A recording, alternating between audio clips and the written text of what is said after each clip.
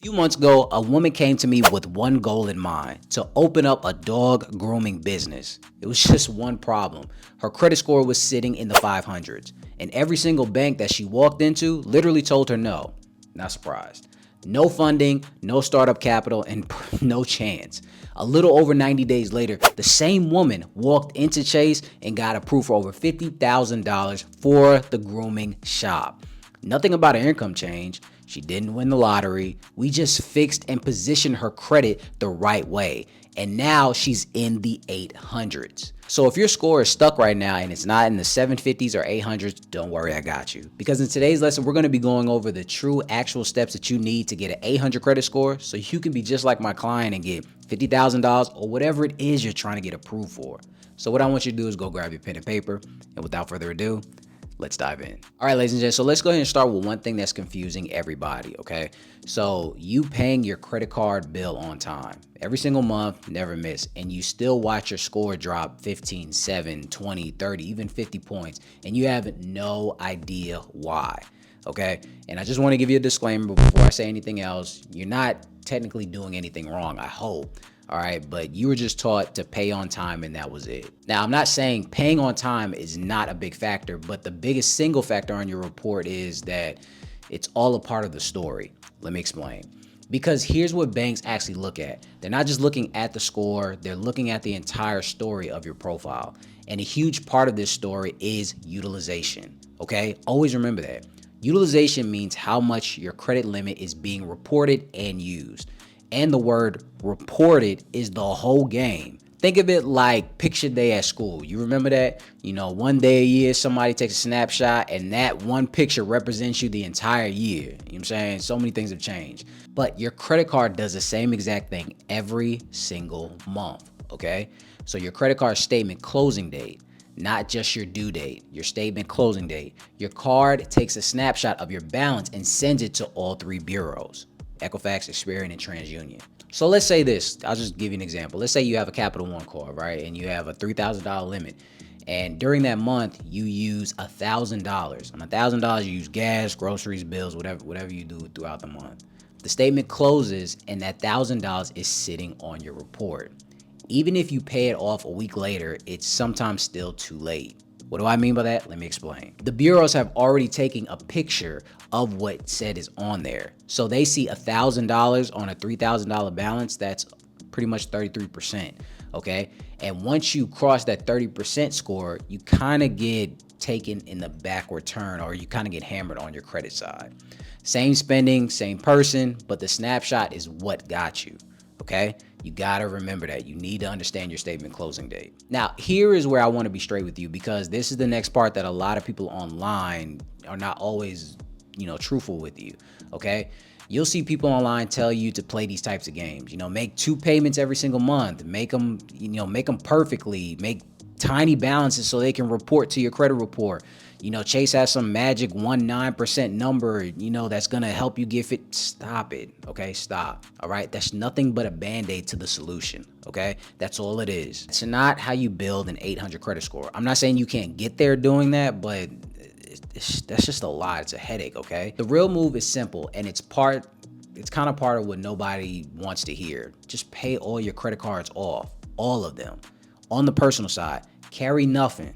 That's all you have to do. Now, 0% isn't some trophy that you're just trying to gain. The goal was never the number. The goal is the discipline to actually pay off what you spend, because high utilization isn't really a snapshot problem. It's a you spending too much money and not paying things off problem. You only swipe what you can pay off, your utilization stays low automatically. You don't have to time anything. You just have to live below your means. Discipline. So here's the good news. Utilization has no memory. So late payments can haunt your file for 7 years, but utilization resets every single month. So if you ran up a balance this month, just relax.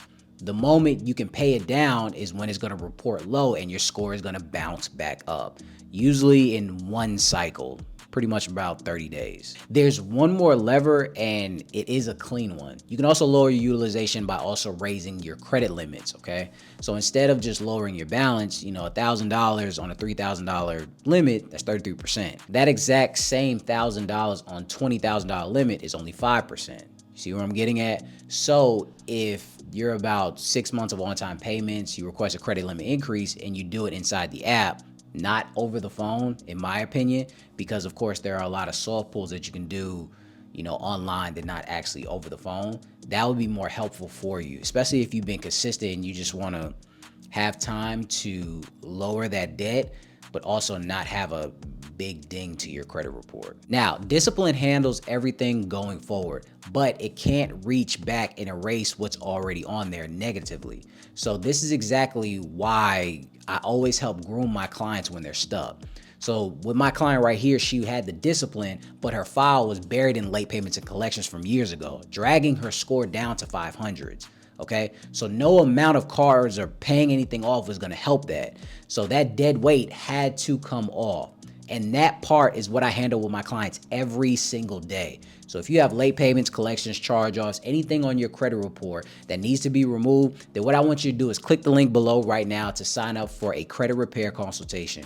We're going to map out everything of what's going on in your credit report, get you in the community so we can get everything removed off your file so you can be just like her and get approved for what you're trying to get approved for. So again, click that link below. But enough about that. Let's get into the next section.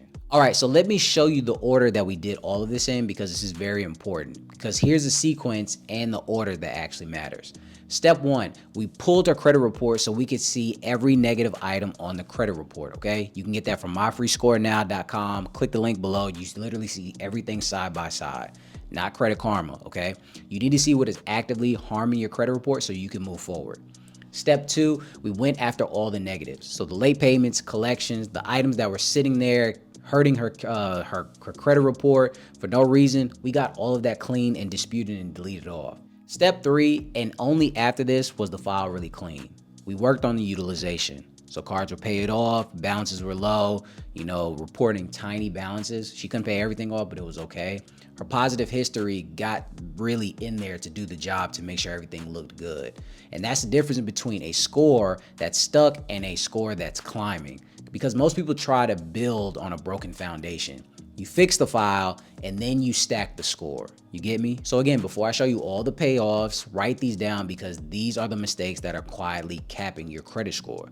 Number one, waiting until the due date and the due date only to pay off your credit card. Make sure you know your due date and statement closing date.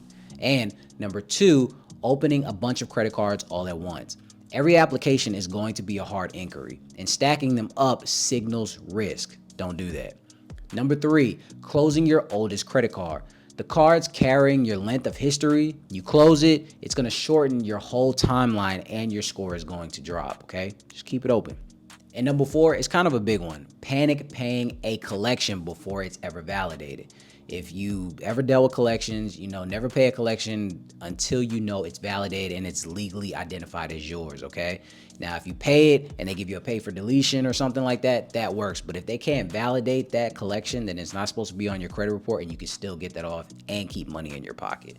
Always remember that. So back to my client, the clean file, the discipline on her cards. She crossed over into the high 700s, creeping into the 800s, and she walked in the Chase and got approved for over $50,000 for her business.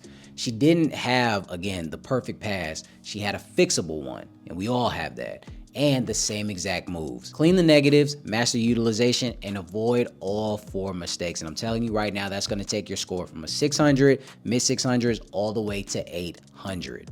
So let me land you with this. Your score drops because of a snapshot, not just on-time payments. The fix isn't a gimmick, it's a discipline to pay your cards off. Utilization has no memory, so you can recover fast and clean the file before anything sticks to your score, okay? So if you do all this, you will be fine. But I want to talk to two separate groups. If you're a person right now that you have the past that needs to be fixed because you have late payments, collections, charge-offs on your credit report, then what I want you to do is click that link below again to sign up for that credit repair consultation. Because if you're trying to get business funding, auto loans, home loans, you have to get this fixed. Okay? No ifs, ands, or buts about it. I'm telling you that right now. I don't care what it looks like. Let's get these fixed. Get these removed, and then we can move you over to the goal so you can get approved. Now, for all of my people that have a 700 credit score or higher, what I want you to do is click that link below for a capital consultation so we can help you get $50,000 to $300,000 in business capital. If we can help her get $50,000, we can help you do the same exact thing. So if any one of those work for you, click those links below and I'll see you on the call. I want to thank you guys for stopping by. I really hope this helps one of you guys and really puts you in a perspective that an 800 credit score is definitely around the corner for you. Again, I want to thank you guys for stopping by, and until next time, ladies and gents.